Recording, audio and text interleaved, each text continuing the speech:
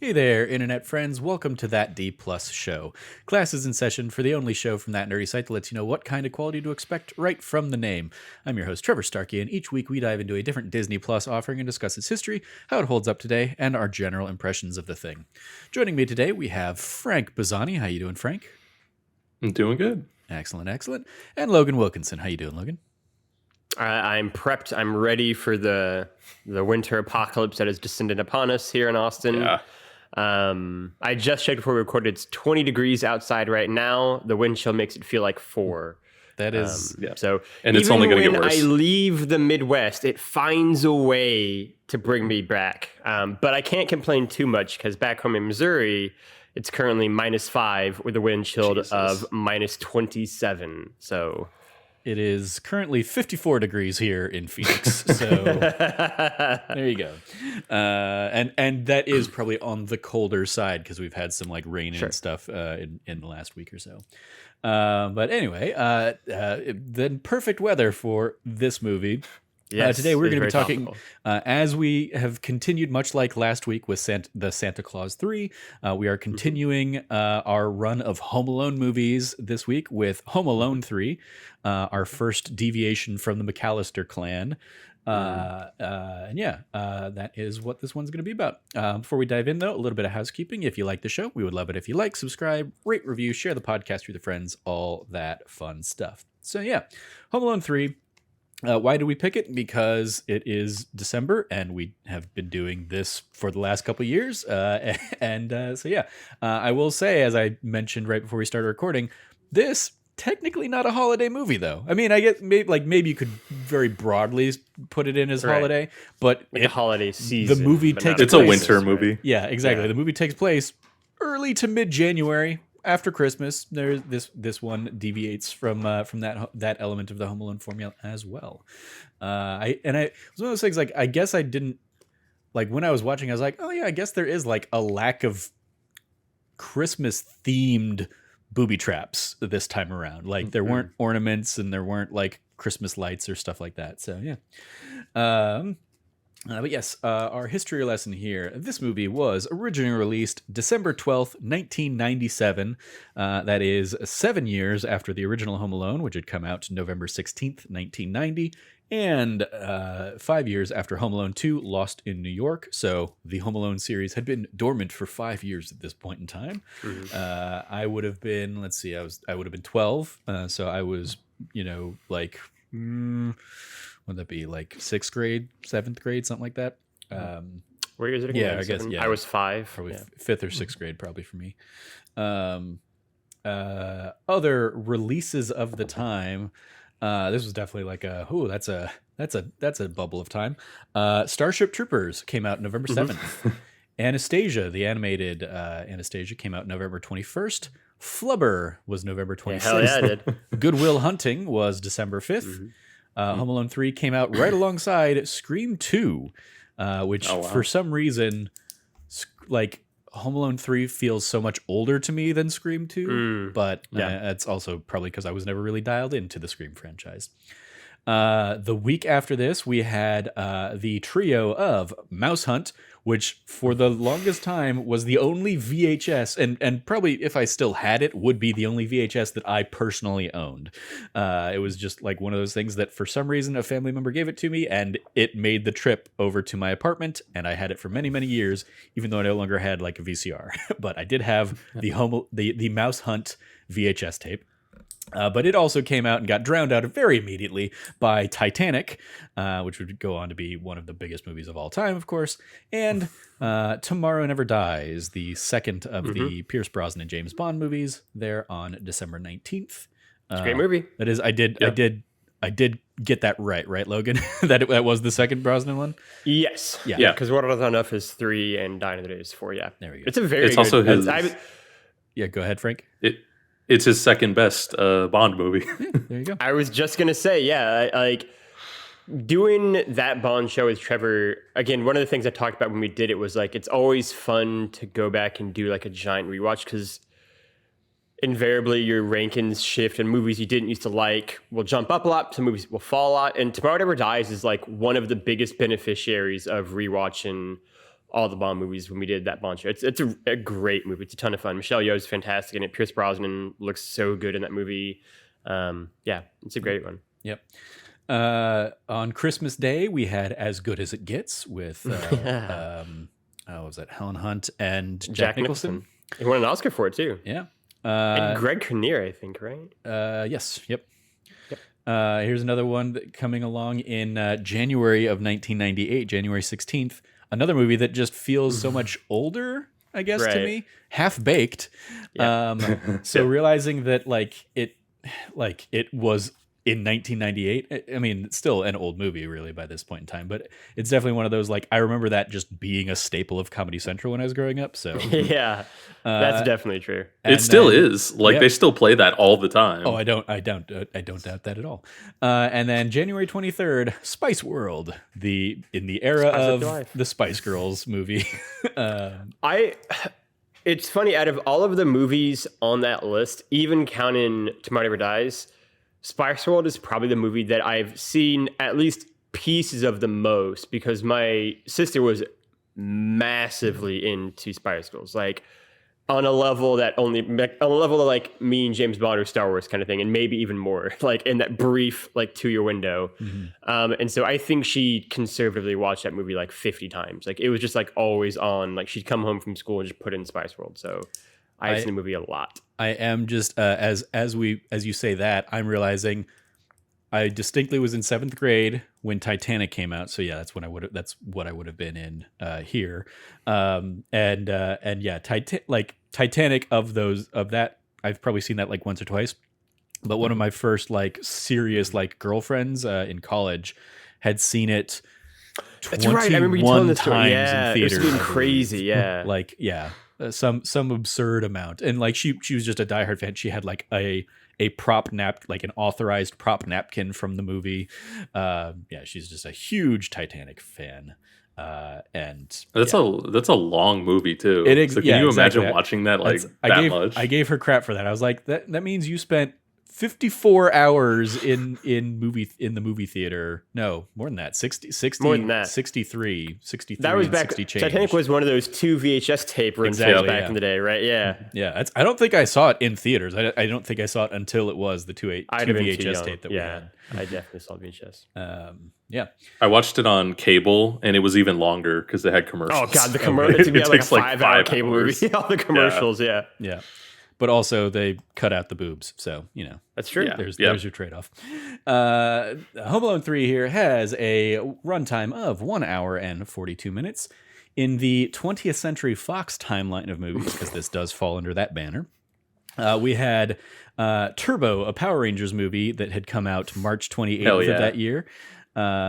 Volcano in the Fox answer in the Volcano versus Dante's Peak debate of that year was April 25th. Speed 2 Cruise Control came out June 13th. And then they didn't really have, they probably had a couple others in there. I really just pulled the notable ones. Home Alone 3 was December 12th. As I mentioned, of course, Titanic a week later that ate its lunch. And then the next big one that really jumped out at me was May 15th, 1998, Bulworth, where you had Warren Beatty as a Bill Clinton stand-in. Can I just say that, there are a lot of potential shows happening in the pipes for That Nerdy Site, but few things make me want to do a That 90s rewatch show than just that incredible list of C-tier movies that just do not exist any longer. What a collection. Just every movie you said, with the exception of Titanic and As Good as It Gets, maybe Tomorrow Never Dies, right? Good Will Hunting. Yeah. Right. But otherwise, that is such an amazing 90s set of films. And literally within the first 5 minutes maybe of having Home Alone 3 on, I was like, fuck yeah, the 90s. Their movies just were different. You know what I mean? I mean, before I watched the movie, I went into the extras and watched the trailer for this movie. And it was a full-blown 90s. It doesn't go as far as being voiceover guy in a world, but the voiceover guy is, international burglars have crossed 2 continents. and now they're North Korean agents, but they weren't ready for Alex Pruitt. And then it goes into the more like lighthearted music. But, I mean, it's Blitzkrieg Bop is the song in the trailer. It was very 90s. Yeah. It was a quintessentially 90s thing, and it very much is like, oh yeah, they just went full Die Hard trailer on this one. It's great. It is like a gang of international burglars. We'll get into it deeper, but the beginning of this movie, I was like, this is like Die Hard. This is like, especially in the airport, I was like, this is like Die Hard 2. Yep. Like, what? It's such a weird, Yep, it was indeed. Which, I mean, like, the Home Alone series has always been like Die Hard, but with kids and in a house kind of thing. But, like, this really amped up all of the Die Hardness in it. Yeah. Because, by this point, especially with stuff like Speed, that had just become an entire genre of movie, since Speed is basically Die Hard, but in a bus. On a bus, right. Or Die Hard Cruise Control. Die Hard on a boat. Yeah, that's really fair. But yes. Our roll call here. Our director of this one is Raja Gosnell. This was their directorial debut. They had been an editor on the prior Home Alone movies. But following this, they would go on and have a pretty decent run of a career. They would go on and do Never Been Kissed after this, Big Mama's House, the Scooby-Doo and Scooby-Doo 2 movie we talked about a few weeks back with the James Gunn connection. They would also go on and do The Smurfs and The Smurfs 2. In the more recent, that's a totally legitimate, filmography there. Yeah, our writer still John Hughes on this one. That was a thing I did not know. Until that was surprising. This was the last of the Home Alone movies that he would write on. But of course, as we've touched on in the past, John Hughes of 16 Candles fame and The Breakfast Club and Ferris Bueller's Day Off, Uncle Buck, National Lampoon's Christmas Vacation, Beethoven, Flubber. Also, he basically had a busy end of 1997 there, and then and Made in Manhattan. And I always find it funny because he wrote Beethoven and Made in Manhattan under the pseudonym of Edmond Dantes, which is basically I believe if not the titular character in the Count of Monte Cristo, it's like his son, but is basically a Count of Monte Cristo character, which was one of my favorite books growing up. This might be the first one, because I might have on Home Alone 1, but I don't feel like I was on Home Alone 2. You weren't. It was just me and Frank for Home Alone 2. Perfect. And so, like, what an incredible, because I haven't got to talk about John Hughes in 2 years, and what an incredible, like, filmography like John Hughes has. Like, absolutely absurd when you really just look at all of those films that he directed or wrote. And that's not even saying stuff like Uncle Buck is in there too, right? Like, just an absurd career that John Hughes had. Yeah, absolutely. Were you on that first one? Yeah. The first one was You and Me, Logan. And then last year it was me and Frank. So hey, this is tying it all together, all three of us. For Home Alone 3. Starring, as I said, no returning people in this one. So we have a whole new crew. I broke it out into the Pruitt family, then the burglars, and then just kind of a few other miscellaneous names I wanted to throw out there. But of our Pruitt family, we have young Alex D. Linz as Alex Pruitt, who, when we've talked about this in the lead up to this, I've disassociated and misidentified him as the kid who played Dennis the Menace in the Dennis the Menace movie around this time. Completely different kid. I was thinking of Max Keeble's Big Move, I believe, because that was his other big movie from that era, which I don't think I've ever seen, but like I remember seeing him in posters and stuff for it. But prior that's got to be a few years later, though. He's got to be older than that. Yeah, exactly. Yeah, this is one of his earlier things. After this, he would go on to be the voice of young Tarzan in the Disney animated Tarzan film. He's also a voice in Titan AE. And then, Max Keeble's Big Move was his big movie after this. Haviland Morris playing the mother, Karen Pruitt. She'd been in 16 Candles prior in the John Hughes-verse. She was also in Gremlins 2, and she would go on to be in the video game series Max Payne. I think as the wife, but I don't know for sure, because I don't know the Max Payne series. Kevin Kilner is the father, Jack Pruitt, probably best known to audiences and especially fans of like old DComs, Disney Channel original movies, as the dad in Smart House. He's also in... that's where I recognize that guy from. Yeah, I know exactly. I recognized him, but I didn't know what. And I was like, you seem like you just play a dad in a lot of these. Exactly. Yep. He's the quintessential 90s dad. Yeah. Yep. Yeah. He was also a dad in American Pie 2 and a dad in A Cinderella Story, all there in the 90s. Seth Smith, the older brother here, Stan Pruitt, had been in, he was like basically an uncredited extra in Angels in the Outfield, and he was in the movie Jack with Robin Williams. And then, of course, the like claim to fame that this movie really has is it is one of the earliest like kind of breakout performances for a young This is the Abigail Scarlett Breslin Johansson effect from last week. Yeah. Yep. Young Scarlett Johansson in this as Molly Pruitt. As I put in the notes here, she's Scarlett Johansson. She's been in Lost in Translation, The Island. She's been Black Widow for many, many years, and then everything else she has done. Mm-hmm. The Island's that's one I always like to shout out because I really like. I liked Ewan McGregor before and then after the prequels, and that was one of the first big movies he did after that also had Scarlett Johansson post Lost in Translation, and it was just, I thought, a cool, fun sci-fi That's a deep thing. cut. Yeah, I like The Island a lot too. It's a good one. It is a Michael Bay movie before Michael Bay just turned into Transformers and became a meme. Crap. Yeah, exactly. right. Steve Buscemi is also briefly in that movie. Yep. And then on the burglars side of things, we have Oleg Krupa as Peter Beaupre. He'd just before this, he'd been in the Italian Job 90s movie Eraser with, I believe, Arnold Schwarzenegger and I think Sandra Bullock. Definitely Arnold Schwarzenegger. I remember seeing that one in theaters in that era.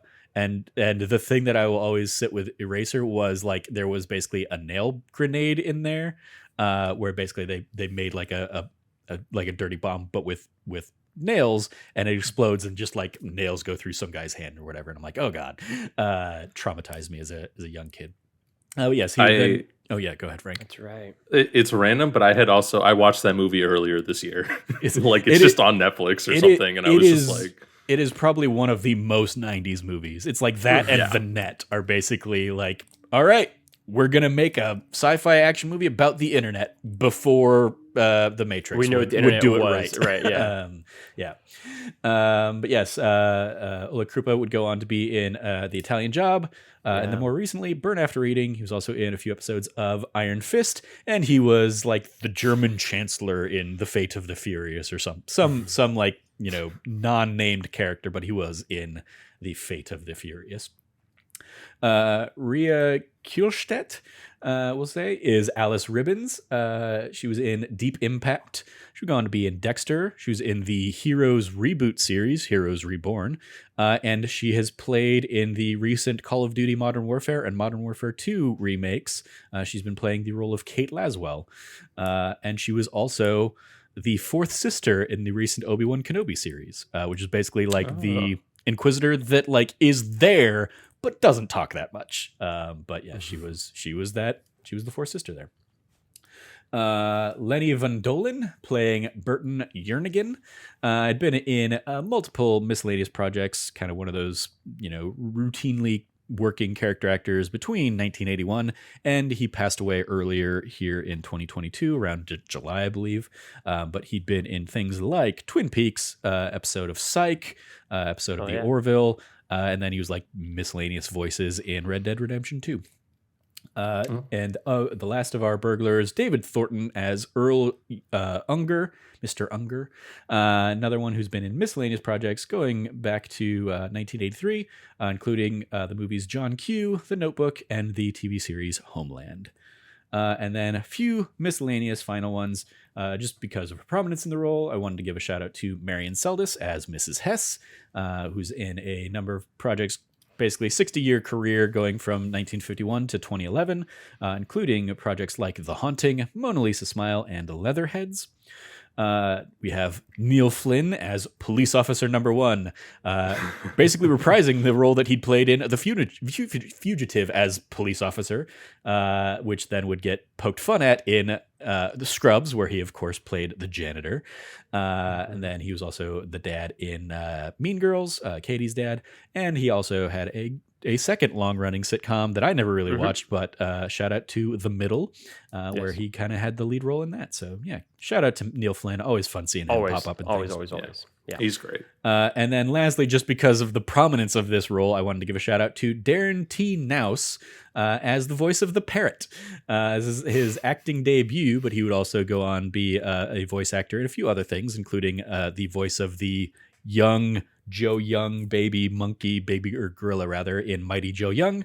And then he would also be voices of various gorillas in the Tarzan animated film. And he was the voice of Prancer, I believe, in the movie Prancer Returns. So yeah, just a little voice acting career there in the like mid to late 90s. For our trivia, we have, of course, some Home Alone just general trivia there. Macaulay Culkin refused to do this film simply because he'd grown tired of the role and felt that there was nothing else he could have done with it. When Macaulay Culkin declined to reprise his role as Kevin for the third outing, John Hughes briefly considered writing a screenplay with Joe Pesci and Daniel Stern reprising their roles as Harry and Marv, and they would be targeting Kevin's cousin Fuller, Macaulay Culkin's real-life brother, Kieran Culkin, of course, and Fuller would be the main character, with Jerry Baman and Terry Snell reprising their roles as Fuller's parents, Frank and Leslie. They would go on vacation, leave Fuller home alone to defend himself against Marv and Harry. The idea was scrapped as Pesci and Stern refused to reprise the roles, wanted to pursue other projects, and Kieran felt he couldn't follow in his brother's footsteps as the lead. Hughes then wrote an entirely different screenplay with no characters from the first two films. This was the final film of John Hughes' 5-picture contract with 20th Century Fox to write, produce, or direct. After the success of the original Home Alone, he would go on to write and produce Dutch, Home Alone 2, Lost in New York, Baby's Day Out, A Miracle on 34th Street, and this one was the 5th one there. This is the only, as we touched on earlier, the only Home Alone film not sent over Christmas. This is evident when Jernigan is questioning the cab driver about Mrs. Hess, and he says, "You had a fare from the airport around 16:20 hours, January 8th," which was a line that I definitely registered, but then did not process that like the day. I was like, oh, interesting. And then was like, oh, wait, yeah, no, this whole movie takes place after Christmas. As I alluded to earlier, the directorial debut of Raja Gosnell, who previously edited Home Alone and Home Alone 2 Lost in New York. Writer-producer John Hughes had approached Chris Columbus to direct the third installment once again, but Columbus declined, suggesting it should be directed by a filmmaker, making his directorial debut, as the original Home Alone was the first film where he had received public recognition as a director, and he also didn't feel comfortable working with an entirely new cast. So yeah, looks like I guess I copied that trivia fact twice. Oops. A little foreshadowing to Chris Columbus doing the first two Harry Potter movies and then stepping aside with the third one. Indeed. Yep. There were just because it had a fun like batch. I didn't pull them in here, but I do want to give a shout out to one piece of trivia that was basically like, each of the burglars is attacked by a different element. One of them gets electrocuted and to the point that the shotgun shells cause fire on their pants, so that's fire. One of them gets like the hoses sprayed in them, so there's water. The woman gets like stuck in the mud, so there's earth. And then the biggest stretch is the ringleader gets the black paint sprayed in his eyes. But that spray can is an aerosol air-based attack. So I was like, all right, somebody who's just a fan of Avatar and wanted to turn this into like earthbending kind of stuff. Right. Whatever. So yeah. Lots of, and I think there was like one other one that I was going to try and pull, but I don't remember what it was off the top of my head. So we'll just kind of disregard that. But so yeah, there is the trivia for this one. If I think about it, I will pull it back up. But otherwise, what did everybody think? So Logan, you said this is basically a childhood staple of yours. You watch this regularly, whereas Frank and I, this was our first time really diving into this one. So what did you think, Logan, kind of revisiting this after all these years? Or how long has it been maybe since you revisited this one? I would say it's been 15 years since I've seen Home Alone 3, probably, right? The conservative estimate. I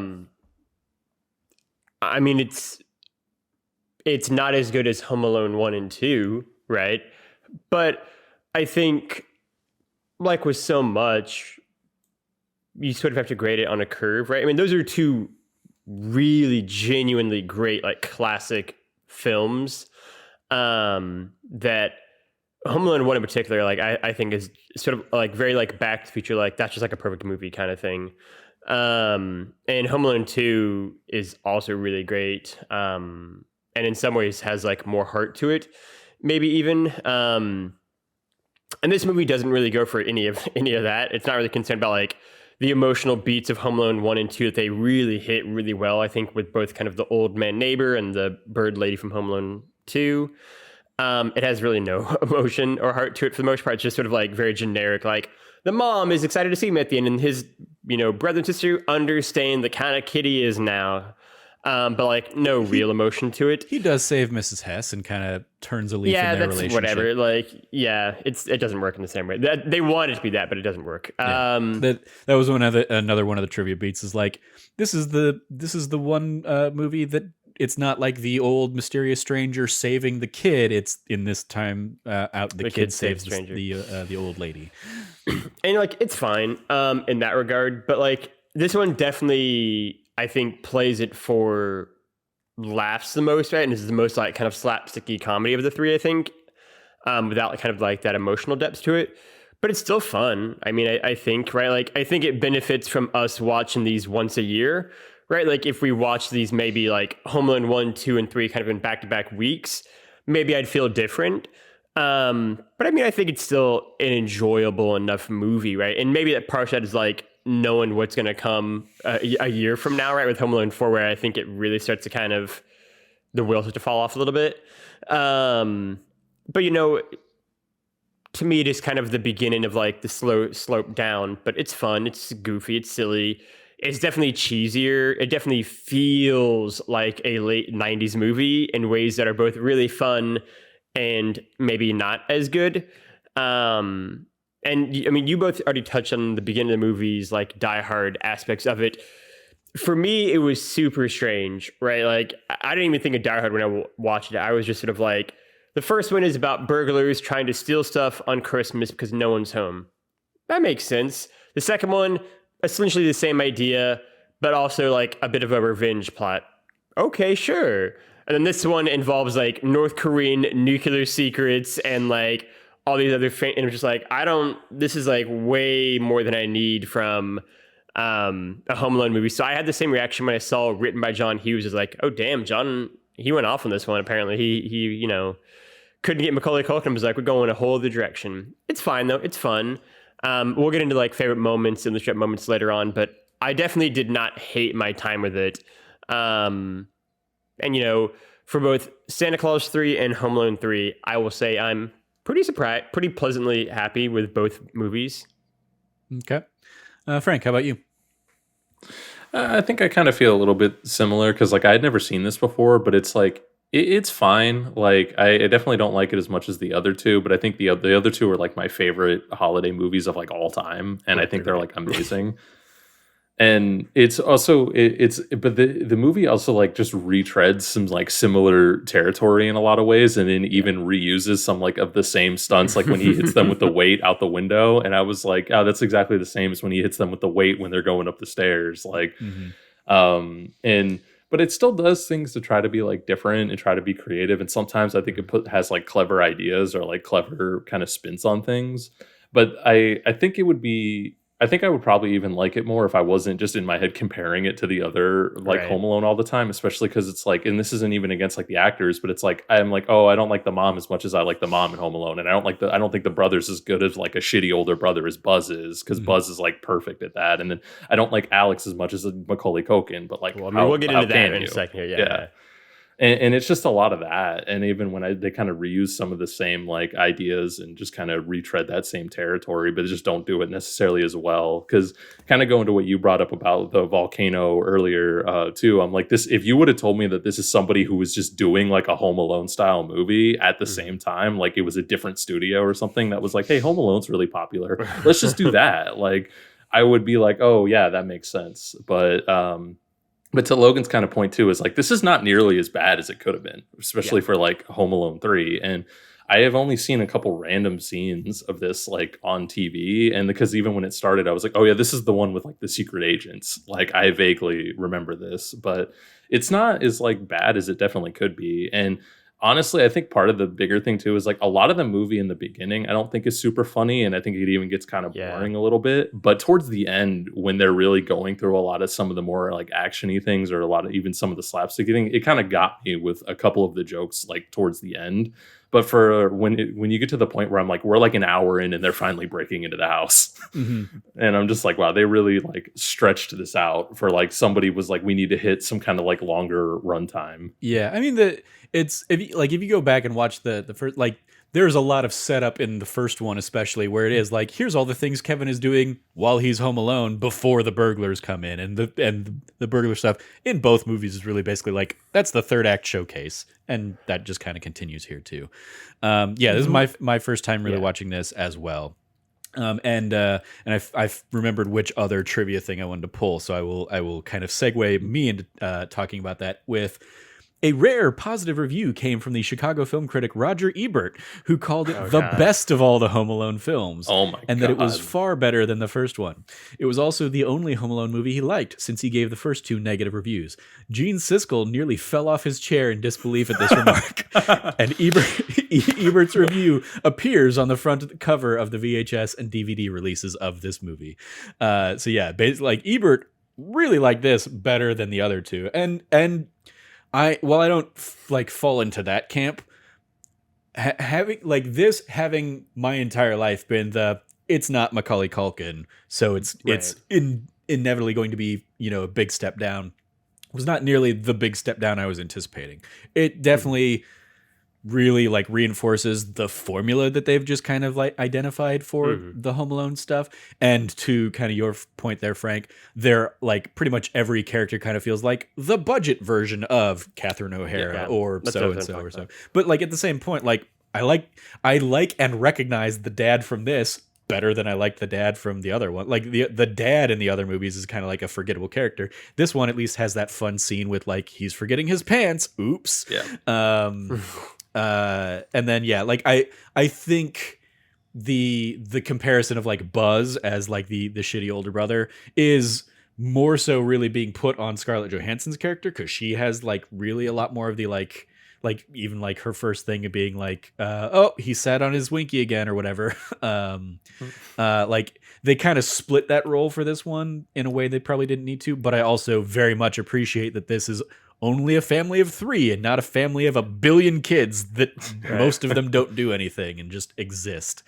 So there were a lot of like elements of this where I'm like, oh, I like things better in this movie than I do from the other ones, but like not in a way that the other ones are bad or anything, but like even the fact that this one has like 4 burglars instead of just Harry and Marv, while I don't think any of them like reach the like, iconoclasty of Joe Pesci. Like I really liked everything that Unger does in this. Like his level of like over it humor is exactly like my level of like sardonic cynicism. So every time, like when he's out there being like, I forgot how stupid kids are, and then he immediately gets electrocuted, I was like, I like this guy. He's fun. Like there were elements of that I liked. Also they're significantly smarter than Harry and Marv, so that makes them a little bit more engaging and interesting as foils. Whereas, yes, it's fun to see Harry and Marv get like just beat to hell. It's also fun now because we get twice as many people beat to hell, and so it gives even more opportunity for all the fun hijinks and stuff like that. And there are a few of the like traps that I thought were like funny or clever, like the switcheroo of the like trampoline from the pool kind of thing. That's the one I was going to shout out. I think is a good one. And to the trailer's credit, they don't spoil in the trailer that the yarn is actually going to be electrified. So like in the trailer, like he says that line or whatever, and it is like him reading the sign and thinking the kid's gonna be stupid, but then it just shows him like jumping over the thing and like slipping on the mat with like the marbles under it or whatever.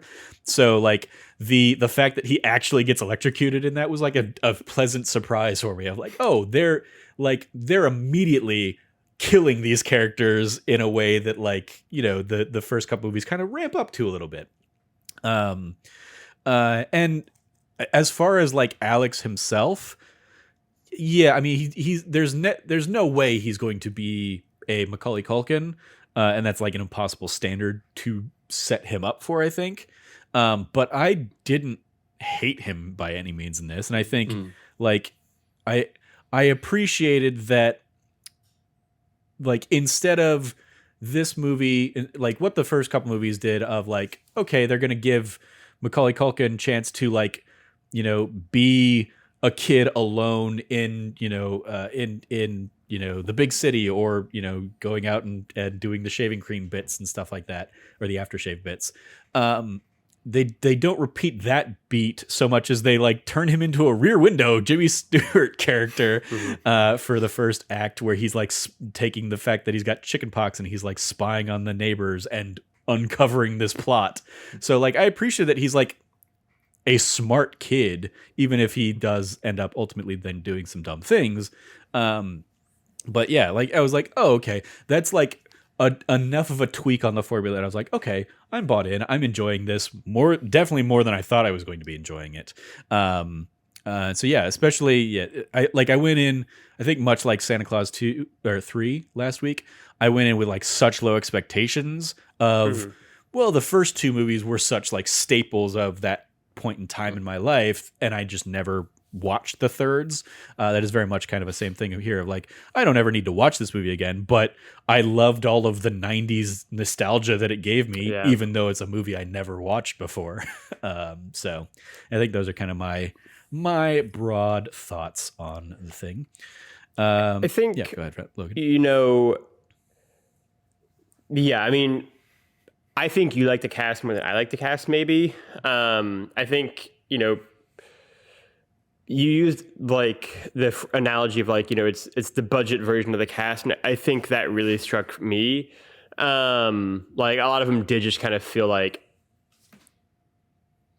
like a generic worried mom, a generic dad, and like I both understand and actually in some ways agree with you in terms of like having the 4 villains sort of allowed for them to get tackled in like a different diversity of ways instead of kind of bouncing back and forth between the 2 and Home Alone 1 and 2. But the issue I think with having 4 is that I don't really know if any of them really stuck with me in any real way, right? Like as like impactful as just the duo is in Home Alone 1 and 2.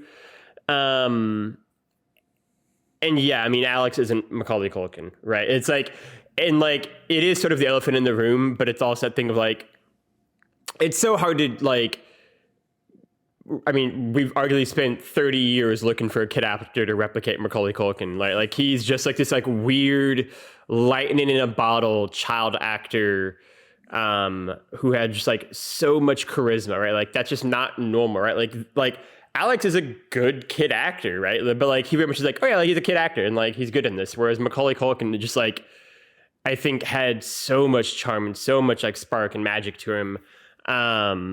And was such a lightning in the bottle thing, right? And like one of the things you talked about that they don't replicate here is actually some of my favorite stuff in Home Alone 1 and 2, which is just Macaulay Culkin, right? Just Kevin McAllister, just being a kid in an empty house, right? And just like sort of like, you know, having a snow day with no one there with you, right? And just experiencing like this giant house and doing that and going shopping and then being in New York City and, you know, the whole thing with, you know, Tim Curry's character, right? And all this stuff. And like, he's just having so much fun. And so to a comment Frank made earlier where it's like, oh, it's an hour into the movie and we haven't had the heist yet, you don't really notice that in Home Alone 1 and 2 because you are just having so much fun hanging out with Kevin because Macaulay Culkin has just like so much joy and fun and, you know, personality to him, right? And charisma to him. And I think this movie because it is so almost immediately focused on the criminal stealing the thing, right? Like the movie starts with them and then it goes to him and it's just sort of like, oh, okay, like I know from the beginning this is all that we care about and this is all that Alex cares about, right? Like right from the jump, he's, Jimmy Stewart Rear Window kind of vibes. I think it just took some of the fun away of like getting to know Alex's character a bit more and just see him having fun. But maybe they recognize that this actor is not Macaulay Culkin. If we spent 45 minutes just hanging out with him, it wouldn't have been enjoyable. And then also, I think one thing that this movie doesn't do that I love about Home Alone 1 and 2, Home Alone 1 in particular, maybe, is just like, it's got such an eccentric cast in the first Home Alone movies, right? Like, you've got John Candy as like this weird, like, band leader in a van hanging out with Catherine O'Hara, and it's super weird and goofy. But it's just like John Candy, just like basically improvising everything he's saying. And he's John Candy, so it's great and it's fun. And there isn't really those moments in this one, right? Like the cast is actually really scaled down in some ways, from not having like 15 kids and like 35 family members to all of the kind of people that Kevin is meeting along the way, right? And I think that takes some of the charm out of it a little bit too. And this one very much is, I think, much more focused and just like setting up the heist and getting to that point and then like paying it off, and less about like following Kevin McAllister, right? And following just like what happens if a kid gets left alone? What do they do? That I think makes the first two like really special. Yeah, I mean, to that point, I like the disparity of like the cast between Home Alone and Home Alone 2, and like the plethora of like stars and people that would go on to be in like a ton of other stuff out of those two movies, compared to, apart from ScarJo, Neil Flynn is probably the biggest name in this movie. Oh, for sure. Yeah, that's not even, yeah. And he goes from being police officer number one in this to a staple for, 15 years on sitcoms and stuff. I will say I noticed a trend as I was going through. But I'm pretty sure it hit all of them. I'm pretty sure all four of the burglars were in episodes of the series Elementary at some point as well. Like just random, like some like really 20 years later, or whatever. Right, they're in the like Lucy Liu and whatnot version of Sherlock on Johnny CBS. Lee Miller. Yeah, there you go. Like I saw, I was like, oh, Elementary, okay. And then I kept seeing that come up in their IMDb's. I'm like, did they just all do this?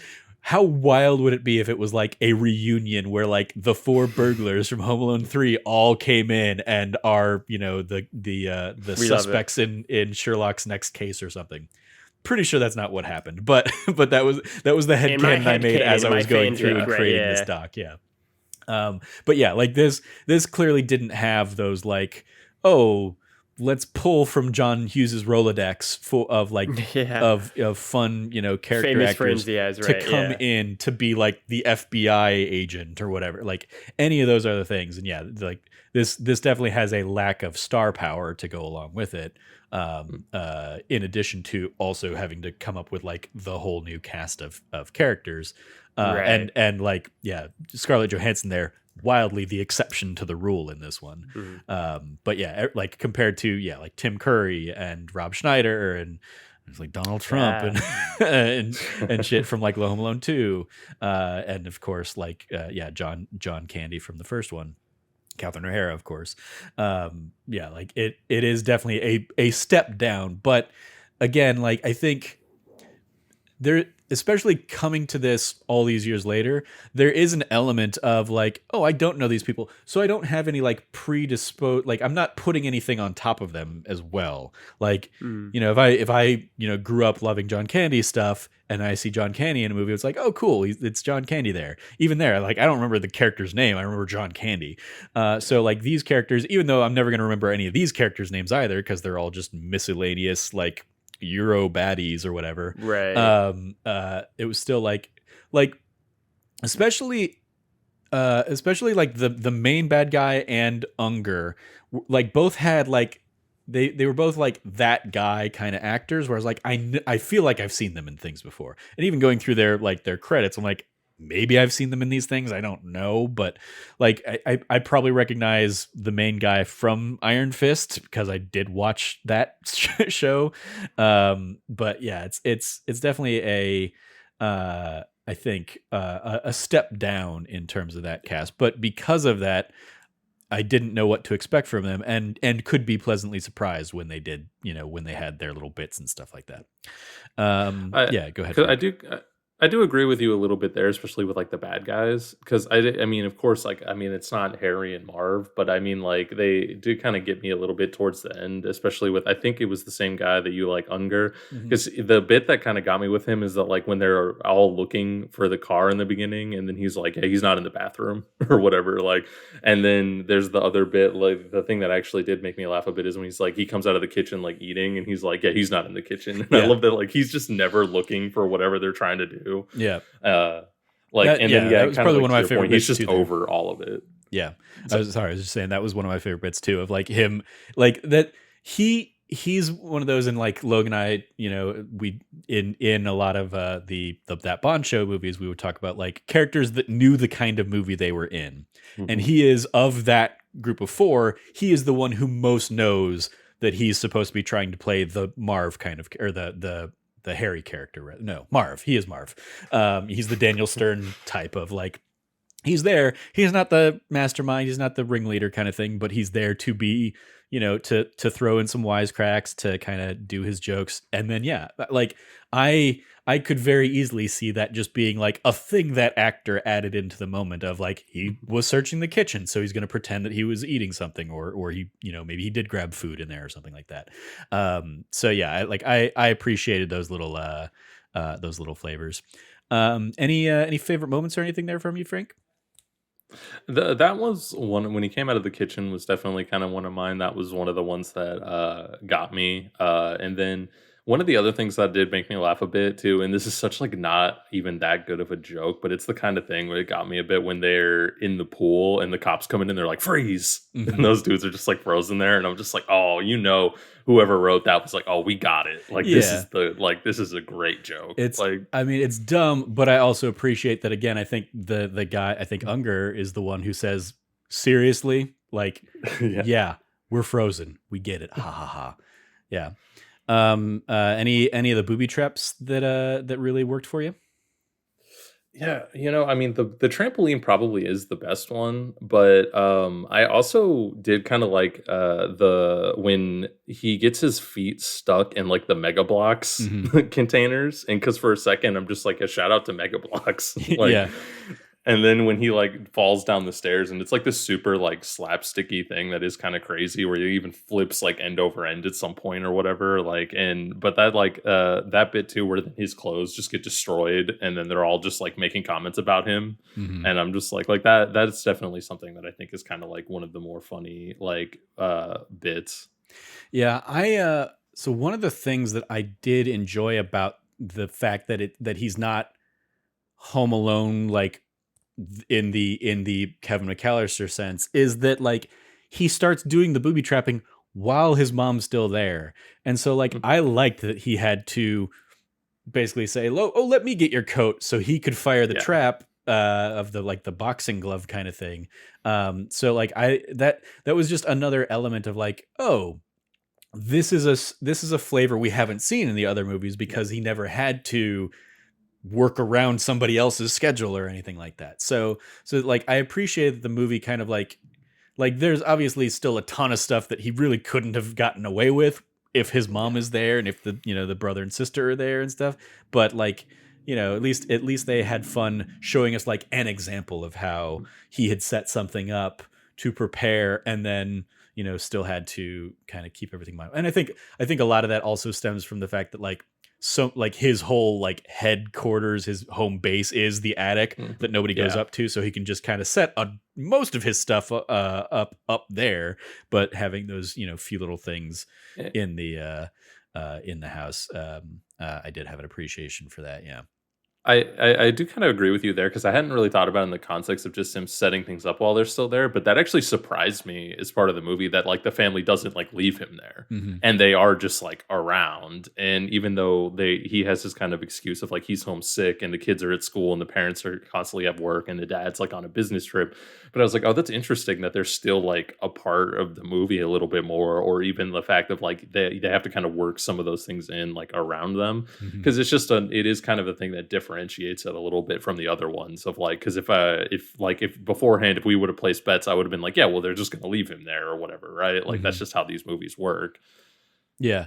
And I think also I mean, this is the first one where like everything is happening in broad daylight. It's not like an evening burglary or, the midnight stuff or whatever in Home Alone 2.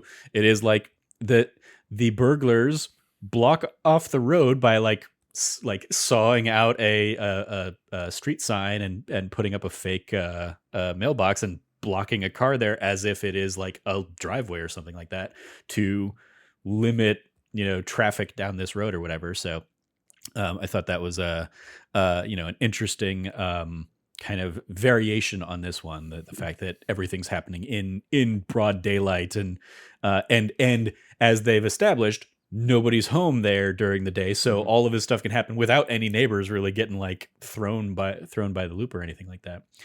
Welcome back, Logan. We've just been chatting about any favorite moments or if you have any least favorite moments you want to hop into, or like favorite booby traps or anything like that from this one. The big one for me was the trampoline, right? I think it's just like such a clever, smart, funny one that has such a great payoff to it. And like is one of the enduring iconic images of the movie for me is the two guys just like frozen basically in the pool, and then when they get arrested have a little like ice ring around them. That would be the biggest one that I would chat. Is like I think that works really well in terms of like stuff that I didn't like as much, right? Like the whole sequence of the mouse or rat, whatever, like hiding in the guy's like pants, and then her being like, "Be quiet!" Like just didn't like. It's like sort of a throwback and shout out to like one of the moments from the first two Home Alone movies where like they have a similar scene of like shh, and then like he hits them kind of thing. Except for whereas that one made sense, this one makes almost no sense and is just drawn out for such a long time. That it just didn't work for me, but I liked a lot of stuff involving the trampoline and the two guys frozen. I think that's really funny. This and also I think it was Unger being like, "Oh, so I take it that means that you're not going to join us," right? Is a very good line. It's I was highlighting I think while you were gone that like I loved a lot of Unger's little one-liners and stuff, and Frank highlighted that like even little things like him coming out of the kitchen being like, he's not in there, but like he's eating something, as just like a fun little character beat. Even at the beginning of the movie when he goes like, "I checked the John, no one in there," right? It's like a nice line as well. Yeah, Frank shouted that one out as well. I couldn't remember like what it was in reference to when you were mentioning it, Frank, but yes, at the beginning of the movie, I'd forgotten about that, the airport sequence. That's why the kitchen thing was like funnier to me somehow. That it was it's like a callback to like the beginning there, where I'm like, man, and to even like you said too, where I'm like, this guy's really not about anything that they're doing. Like he's just like, we're looking for this kid. Cool, I'm just gonna go over here and do my thing. Yeah, I described him while you were away, Logan, as he's the guy in this movie that knows what kind of movie he's in. Probably the most of that batch. To your point, Logan, I will agree. I think this movie has like we were in that age of the 90s where there's an over-reliance on animals in the movie between the parrot and the worst mouse. Part of this movie. Especially the amount of time. Like the parrots thing is interesting because like there are beats where it's like it's almost a callback to other stuff. Like there are a couple moments that are like references to the first two Home Alones, but like basically just to get them out of the way. Like he has his gadget that turns on like a TV, and so like you get basically that the sequence that is effectively could have altered or could have been the like keep the change, you filthy animals kind of like movie that's playing in the background, but the burglar's already there, so he's already seeing that that's not a person saying those things. But then they have that same effect with like the parrot singing in the shower or the parrot talking on the phone or whatever. It's like, all right, this is very much just playing really fast and loose with what we as kids in the 90s thought parrots could actually accomplish. And yeah. The parrot driving around with a rat on the car at the end of the movie, just spinning around doing donuts. Yeah. Right. Yeah. I mean, that I'm more fine with. It's really the parrot having straight up 10-minute conversations on an answering machine that or sitting in a shower just singing the entire time to play, to be booby trap, or a parrot going in and lighting fireworks in an igloo, which to that movie's credit, I had forgotten that was like a thing they were setting up. And so I was like, oh yeah, how are they going to get the last guy? And the fact that he's just hiding out in this igloo. I also forgot. Yeah. Was like, well, at least they're closing the loop on that, but also in the like least believable way possible. Yeah. Because I was like, is this a trap? Like, did he set this? Like, how I was that like, gonna what pay is off? this? Like, he couldn't have done, like, the kid couldn't have done anything in that, so it had to have been like set up as a trap for the parrot to specifically like ignite and then flee from. Weird stuff. But yeah, like I think like the violence in this one is another one where it's like, oh, they definitely like they play super into the cartoon levels of violence that the first couple have here with like, the lawnmower cutting the guy's hair. But then like, being perfectly fine other than that. Even when even earlier in the movie when it's like just the remote control car chase, when like he drives the car up the lady's like chest and face and you see like the tread marks on her face a little bit. It's like, that is just straight a cartoon bit that they're doing here. It's like, that kind of like, it's fine. That kind of like stood out to me a bit because I've always heard people say that about the other two, about how like, oh, well, Harry would like they'd be dead with the, like whatever he does to them, and I mean, and they're not wrong, but that never like it hit me the same way. But with this, especially the lawnmower, when it just comes off the thing, I was like, that guy'd be dead. Yeah, like he really goes all out on some of these guys, and also the amount of just guns also kind of like surprised me a bit too. Yeah. And then when Alex like picks up the real gun at the end, I was like, "Oh my god, what are they going to do with this? Like, is he actually?" And he gonna, immediately throws it away. Yeah, yeah. And I was like, "Oh, okay, that makes sense." Which made me really confused when he then brings the gun out later on. I was like, "Did he then pick it up from the trash again?" And it was like this weird moment of him being like, "Okay," and then he like bubbles it away, and it was like such. And I'm still like, it was such a weird ending. And I'm glad you brought this up, Frank. Like that whole final sequence of like. Yeah, the big bad guy like being in there, having like Mrs. Hess like tied up or whatever, confronting Alex being like, ha ha ha, you have a fake gun, and then pulling out a real gun until the guy backs away and walks away, and then like everything is fine. He just apparently just like gave up in that moment, and would just like hide in an igloo. Was like such a bizarre ending, and it didn't feel as satisfying as like the endings from the first Home Alone movies, where it's like, oh, like that was much more like. Kevin beat these two guys, right? Or like Kevin with help beat these two guys. This one was just like, he sort of just like ran away, and then Alex is like, cool, I'm done. Yeah, they got Deus Ex Machina with the ending, FBI right? Yeah. showing up. Yeah, it was very strange. Which obviously he had no idea was going to be happening or any of that stuff. Like, I do appreciate that. Like, he gets this microchip, sees that it has like an Air Force thing, so he calls the Air Force recruitment office as if that's going to be somebody that could actually like, and then to the guy's credit, he's like, all right, I'll call the home office at Langley or whatever, basically, and oh hey, yep, they like, so I appreciate like the silliness just of that, but yeah, it's definitely a like, oh, this is the biggest stretch that they've had to make to like justify a kid being, there to booby trap his house. But at the same time, like I appreciated that it wasn't just people burglaring on Christmas again. Like I don't need like I appreciate that the movie tried to make like it's still different. Very much kept to the formula, but it's still like it played with some of the establishing features and stuff like that in interesting enough ways for me. Again, like, yeah, it's a step down, but it's not the chasm that I was expecting. Yeah, coming off of the last two, or what I expect just based on the like much worse word of mouth of anything that comes after this one. Really, the fact that like John Hughes was still like did this, it's kept like some of the magic there. it still has his like his charm to a degree there. Yeah. Any final moments, good or bad? Anybody wants to give some shout outs to? The FBI thing, it totally is like a bit of a stretch, but I kind of like that because I kind of like that, like the kind of just the minor story there of like the kid who called or wolf or whatever, or cried wolf, where like the police don't want to listen to him. And then the police chief even has that conversation with him where he's like, it's not. And they kind of have this weird back and forth where they're both being like really passive aggressive to each other, which is funny because I'm like, dude, it's a child. Like, relax.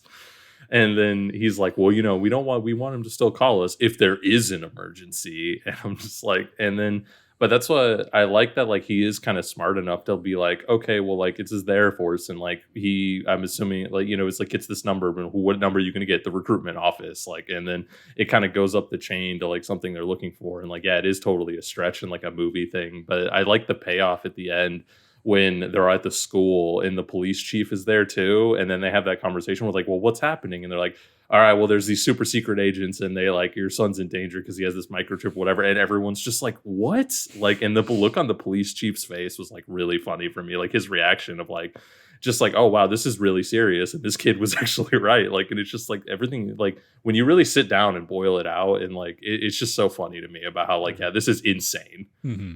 Yeah. All right. Well, let's go around and dive into the report card where we grade from A+ to F. Frank, what do you want to give Home Alone 3? I think I'd probably give it like a C+, because it's like, yeah, like it's not bad, and it's just definitely has to do the thing where it has this massive weight of the other two movies kind of in its way, and it also doesn't do necessarily anything that I think is like particularly great or amazing. And like kind of like we talked about too, this one's a lot more like slapsticky, and there's a couple maybe chuckles or laughs, but like the other movies have things that I think are legitimately really funny, and even though I've seen them like 20 times, it still makes me laugh. Like the thing with like them in Home Alone 2 where they're all in the hotel room and he plays the clip of the movie and he's like, you've been making out with everybody, even Cliff. And then everybody looks at the dude named Cliff in the room and he's like, no, it's not true. Like that's been making me laugh that's funnier than like anything in this entire movie. And so it's just like, it's not super bad, but it's also one that I'm like, I probably won't watch this again, know? How about you, Logan? What do you want to give it? I think a C is not a bad spot, right? I mean, like, I don't think the movie is bad. It's certainly not as bad as it could be by any means. Yeah. If anything, it's better than Santa Claus 3 is, right? In the mix of like these like movies that are each surprisingly not terrible. And yeah, I mean, like, I think in some ways, I think Home Alone 3 is hurt by the fact that it's a Home Alone movie. Where like if this is just like generic kid lost at home in January film, right? Like it'd be like a cult 90s classic probably kind of thing, right? Like people would like have like this cult following and be like, oh, it's so fun. It's like, this like, more comedic version of Home Alone or something like that. And like if it's just like a spiritual sequel to Home Alone instead of an actual one, it would get graded way less harshly than it is. And as it is not Home Alone 1 or 2. It is a step down from those two movies. Alex is not Kevin McAllister. Macaulay Culkin's not in it. Catherine O'Hara, John Goodman, Tim Curry. As we've talked about, the cast, I think, is a step down. But, like, it's fun, right? Like, you will have an enjoyable time watching this movie, I think. And while I admit that it does not have any moment as good as some of the moments from Home Alone 1 or 2, as Frank, very humorously pointed out, I still think it's good. To me, it's like a great definition of like what a C movie is, right? It is good. It's not great or amazing. It's not bad or terrible. It's a good movie. Coming this winter, Operation Chickenpox. Right. Yeah. Yeah. I think I end up being a little bit warmer on it than you guys. I was thinking about it as I was driving home, basically before we started recording, and I was like, yeah, I think I'm going to put this in a B- range. And I've been flirting with the idea of like dropping it down to a C+, but no, I think like it, especially for like what I was expecting, I had a good enough time with this. It was, I mean, right, yeah, exactly. Admittedly, I was also like, unpacking boxes and stuff while I was watching it. I definitely was not like 100% focused on the movie, but it was a fun enough thing to have on while I was, spending a couple hours just kind of like clearing out and continuing to unpack and stuff like that. So yeah, I had a good enough time with it. A little bit better than I was anticipating. And yeah, certainly nowhere near the train wreck that I was like fearful braced for. with, because I mean, like we've been talking for a while of like, yeah, maybe we won't do Home Alone 3. Maybe we'll just kind of cut it off at Home Alone 2. I mean, like even back to last year, we were talking about that of like, yeah, maybe we'll do Santa Claus 3 because that's like still a Tim Allen kind of trilogy. But the Macaulay Culkin stuff's done, so maybe we'll leave Home Alone behind here with Lost in New York, and I'm not, it's not like a glad we did or didn't kind of thing, but it's like, I'm not mad that we kept it going. This definitely wasn't like a terrible experience. So yeah, not by any means. B- for me. Extra credit. We definitely have to do the fourth one now. Oh yeah. French Story. I'm dying to know what that's like. At this point, yeah, we're kind of bought in. There's home. I mean, we'll talk about them here. We'll get there in a second. Yeah. Other suggestions if you like this one. Next year's installment of Home Alone 4. Then you have Home Alone: The Holiday Heist. Then you have the one that they did last year, Home Sweet Home Alone. And then it does kind of circle back around to Home Alone and Home Alone 2: Lost in New York. And then they recommend Noelle, which is an Anna Kendrick movie that was basically like a Disney Plus launch movie, which has been like on my radar of like movies to do in the holiday block here every year, but we've just always had other. We've got things too many to other take series, precedent. right? Yeah. Then you have the Santa Claus and Richie Rich Christmas Wish. Hell yeah! So that shout out to that movie. That is I used to watch that like every year. That is another 25 Days of Christmas ABC Family staple. Yep. Well, I will keep that in mind for next year. Extracurriculars. What else are you watching on Disney Plus? Anything else, you guys? Logan and I spoke quite a bit about Andor this last week. I was going to say, me and Trevor each just watched all of Andor in the last like week, so we're pretty fresh on that. Rewatch that. Have you gotten back to that one, Frank? Not yet, but I'm definitely going to. I moved my PlayStation into my room here to watch this movie, so I'm definitely going to probably watch a lot of Andor this weekend. Do it. Cool. I will say, in addition to all of that Andor that I rewatched, I also, I think after watching this, maybe while I was continuing to unpack, I threw on the Beauty and the Beast 30th celebration. Not 30th anniversary celebration, Beauty and the Beast 30th celebration. Which is basically a 30th anniversary thing, and it is that has Martin Short in it. Is it like a live action thing? Yeah, it was basically like on ABC, and then the next day they put it on Disney Plus, and yeah, it is it's a weird like mashup of behind the scenes documentary / celebration / sometimes they just outright play the animated film, and then there's like a live action component that had like Martin Short as Shania Twain is Miss Potts. Twain is Miss Potts. I just saw. Did it just happen? I just saw that clip on this on YouTube today. Okay. Yep. Yeah. It was like in the last week. Okay. Excuse me. In the last week. Yeah. Okay. Martin Short as Lumiere, her as Belle, Josh Groban as the Beast, David Allen Greer, I believe, as Cogsworth.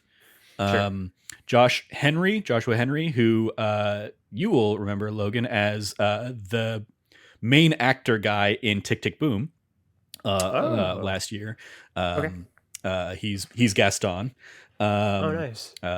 So is it like it was definitely a weird. Yeah, it is a very weird mashup of like, a Broadwayified kind of thing / concert / just showing clips of the movie / showing behind the scenes stuff, showing like animatics and stuff like that. but it was, a good enough time. And it got me, in the mood enough to throw on just regular Beauty and the Beast. So I've been, revisiting and enjoying that as well. So shout out to Beauty and the Beast having their 30th anniversary. Sorry, not 30th anniversary, because again, I don't know why they're avoiding the word anniversary. The 30th celebration, as they called it. Yeah, because even there, like they hype up Shania Twain as Mrs. Potts, and when it came to her singing Beauty and the Beast, it's just her and Alan Menken on the piano, like on stage in front of anybody. Like that's not a like staged version of the song or anything. It's just them doing it more concert style, and it's just like this is such a weird mishmash of thing that exists. Right Josh Groban, to his credit, is like in a giant mechanical beast puppet for most of the movie. Like he is controlling a full body puppet of the beast that's like probably 10 feet tall kind of thing. But you see him in there working it and singing the songs that he's doing and stuff like that. So, and also they did bring in the opening number, they had the original Belle and Gaston like in there as like the baker and the librarian. It was like a fun little that's a cool moment in honor of their legacy and stuff like that. So shout out to that. That is going to do it for this week's episode of That D Plus Show. Thank you guys for joining me to talk about Home Alone 3 here. You can follow Frank at Irrelevant Jokes. Anything you want to give a shout out to there, Frank? Yeah, I'll just give a quick shout out to our other podcast, That Nerdy Side Show. And you can listen to this latest episode that you guys had mentioned there, where you guys talk about Andor and kind of do a full spoiler cast there. Indeed. You can follow Logan at Lefty Logie. Anything you want to give a shout out to there, Logan? I'll give a shout out to the Let's Plays going live every Tuesday and Thursday. Trevor's going through Skyrim. He's doing a lot of exciting stuff if you understand Skyrim, and we're all very happy for him. There's knights and dragons, I know, and it's pretty exciting. There you go. Quests, guilds, I know things. Yeah. I got to sit down and record a few more episodes there. I might sit down and do a Let's Play of High on Life for next week. I know that's on Game Pass. Oh, nice. So maybe I'll check that out. The new Justin Roiland game, first-person shooter on Xbox right now. And fingers crossed we're going to get like a sports story stealth drop. And if we do, I'll try and do a Let's Play of that too. Because it's supposed to come out December of 2022, and we're running out of days. Right, yeah. But yes, if not, I will be continuing and returning to Skyrim. New Let's Plays there every Tuesday and Thursday. You can follow me at Trevor J. Starkey, youtube.com/thatnerdysite there. In addition to that, I will shout out again the rest of our That D Plus month here. It started out with me and Cameron talking about Andor. Then we did the Guardians of the Galaxy holiday special, all four of us for that one. And then for the last two, Santa Claus 3 and this one, obviously, you had the trio here. Next week, I think at Logan's request, we're going to do National Treasure, the series. It's gonna be lit. I'm just looking that up. Do you want to just do the first episode of that, Logan? It's about. Sure. Looks how like long, it's how about. long are the episodes? Looks like it's about 50 minutes an episode. Oh wow! Yeah. Okay, sure. How many episodes are out? Like, did they drop like? I think it's on like 3 now. Right now, we're up to episode 3. It looks like, yeah. I don't know how many it's going to be for this season, but yes, right now 22 episodes of National Treasure, the TV series. It's just gonna be running well into May. Right now, each episode's about pretty much averaging 50 minutes. It's 50, 49, and 51. So, okay, yeah. Yeah, it'll be interesting to do that before we've done any of the normal National Treasure stuff on this. National Treasure one podcast. is great. Yeah, it really is. I rewatched that one like a couple years ago before Disney Plus. It was on there, and then I was like, I want to watch the second one, and I think I had to rent it from like Amazon because it wasn't streaming anywhere. And I'm just like, it's not. The second one's not as good, but those movies are great. Yeah. Definitely. They're certainly fun of a genre kind of movie. We will be back next week with our first look there at the National Treasure. Does it? That was a Hayton Trevor answer if I ever heard one. National Treasure: Edge of History. I like History. The first one fine enough. First National Treasure is lit. It's a great movie. It's definitely like one I haven't like gone back and revisited a ton. I think I went back and watched it. The problem is that when on That Wannabe Film Class you guys did it. I don't even remember if you were still with the podcast at that point, Logan. No, I was. Yeah. because I know that was like a Ben and Chloe joint. So I think I watched it like around then. But yeah. And then like Book of Secrets, I think I've seen once, and I'm like, no, I don't need to. The thing, what it is, honestly, Frank, more than anything else, is there's an element of just the age gap here, right? Like Trevor didn't grow up in the era of National Treasure always being shown in history class in high school as like your special. It involves Ben Franklin, the founding fathers, and it was always like the one treat we'd get is like, we're gonna watch National Treasure today, kids. And so I've seen National Treasure a lot just in history classes in high schools over the years, in addition to all the times outside of that. It's great. 2006, I want to say, Trevor. That is true. I will say I had to watch Gone with the Wind in high school when in like my in my history classes. I took American history as like I think summer school course, and basically like summer school was like 4 weeks, but it was like 4 hours a day kind of thing or whatever instead of your 1 hour period over a semester, and it basically was like a full day, which like equated out to like a week's worth of schooling. We watched Gone with the Wind. It definitely is of a different era, and it's also for me it's much more like it's a poor man's Indiana Jones, or it also is like this. It's sandwiched between Indiana Jones and the Uncharted series, which are both doing the same thing there. And it's like Nicolas Cage is fun in it, and it's a fun Indiana Jones like movie because it's American historyified. Also, is right around the time that like the Da Vinci Code was probably the big thing. Yeah, right around. So it's like contemporaneous. Let's make puzzles out of history things. I think the thing for me too, and I mean Frank might agree, right? Is like especially as someone who's a massive Indiana Jones fan like I am, and also is a big Uncharted fan. There's not a lot of surprisingly not that many other stories like that, right? Like archaeologists, like treasure hunting kind of things. You have Sahara if you want like a shitty Matthew McConaughey movie, but like otherwise like there aren't actually that many movies of that ilk. And National Treasure is a good movie, and Nicolas Cage is fun in it, and it sort of like bridge the gap, like you said, a little bit from Indiana Jones' era to the Uncharted era. And so I think that's why so many people love it. It's just like it's Indiana Jones for our generation, right? When we were growing up. Yeah. It was 2004, by the way, is when the original came out. And I think it's just like a great fun movie that has like a lot of cool like puzzles and history elements in it. Yeah. And especially when you look at like the Tomb Raider movies that came out from around then, and National Treasure is like, I don't even think those movies are that bad, but National Treasure is like a million times better. I'd agree with that. I'd agree that National Treasure is better than Tomb Raider. Mm-hmm. We're gonna steal the Declaration of Independence. Yeah, and that became like a meme that people still joke about now. One of the few movies that Sean Bean doesn't die in. Yeah, there you go. All right. Well, yes. Stay tuned for the first episode of the Edge of whatever. I've already forgotten the Edge of History. I think you said of the thing.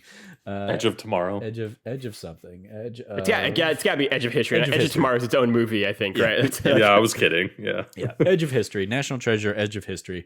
With a largely completely different cast. It'll be interesting to see how that works as a legacy like sequel kind of thing, since that is all the rage these days. But so stay tuned for that next week to wind down our 2022 here on That D Plus Show.